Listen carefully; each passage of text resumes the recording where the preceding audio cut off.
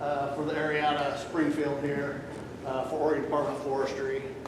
And you know, even though I work for the government, I think all you guys know, and that's why I have the neighbors, help the neighbors, is you're pretty remote here. And you need to be self-sufficient. You know, there's a lot of tools to get you information, but the internet goes down, phone service goes down, towers get burnt up. So you need to be prepared yourself. And I know you guys are doing some stuff with radios.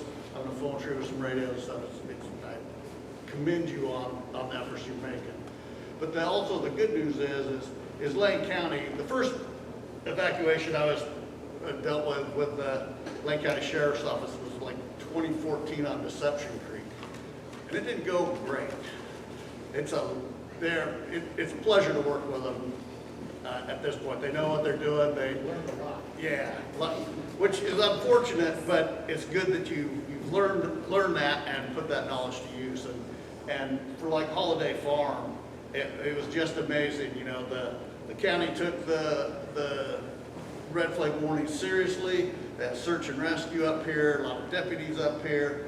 The chiefs of the county, Fire Defense Board, sent task force up to help patients and Darren's folks out. And with the timing of that fire, had that not happened, there would have been many more fatalities. I really thought it would be double figures at least the next day. I mean, it was just amazing. And just having one out of a fire that moved that fast was really a testament to the work that everybody did. It was pretty impressive. Yeah, so you can feel good about that. And it is good to get those alerts and to let your neighbors know. It's always good to know your neighbors. And you're new, welcome. Get to know your neighbors. They're probably pretty nice people. Some of them are a little rough around the edges, maybe.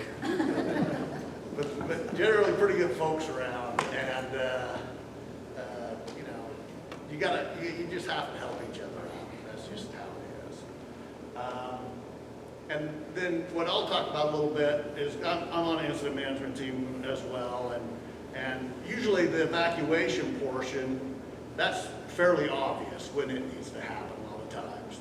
You know, so there's not, some people don't want to leave, some people won't leave.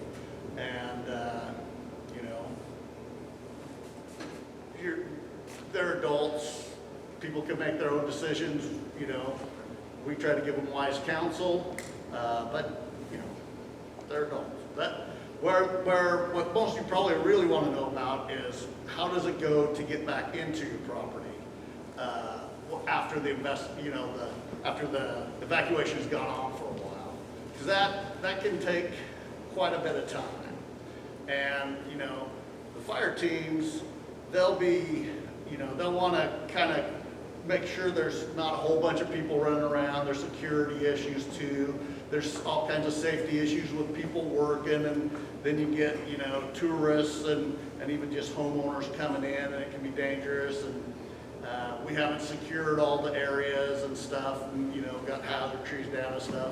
And the sheriff's going to be under a lot of pressure by the homeowners wanting to get back in there. And Darren is going to get tired of feeding people's chickens and goats and whatever else. And, you know, if I'm, as a homeowner, I would want to get back to my place too. So it's a delicate balance between the fire team, the liaison. I'll be talking to them daily, and they'll come and talk with the operations, which is what I work under.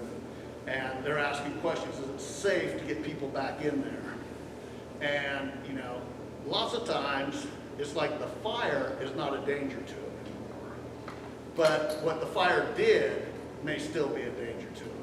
You know, we haven't snagged the road, so trees can fall. There can be, you know, hot stump ash pits around their properties, and you know, we don't have enough people to be at every house, and so it's just a dance. Sometimes, particularly if we're working off a road and we have to be on that road, we get ODOT or whoever who's in control of the road. We're very involved, but it's ultimately the sheriff's decision, and we try to give him the best information we can, and then where the acceptance of risk is. And Lane County does a pretty good job. And generally, you limit it to just homeowners for a good stretch of time. You know, sometimes there's like the urban search and rescue work, which in some fires can be fairly grim, and you don't want a bunch of people in there messing around and stuff. But fortunately, we haven't had to deal much with that. That's how it works. It's the sheriff makes the decision, but the sheriff probably isn't a fireman. So he's talking with the team, and the team's advising him. The team, for their work, would like to keep the area more controlled, but they understand people got to get home too. And you know, they've been through a lot, and so it's a tough call, but that's what we do. We talk about that a lot and work out, you know, risk management decisions of when we can start letting people head back in. But it's never as fast as some people want. So, any other questions?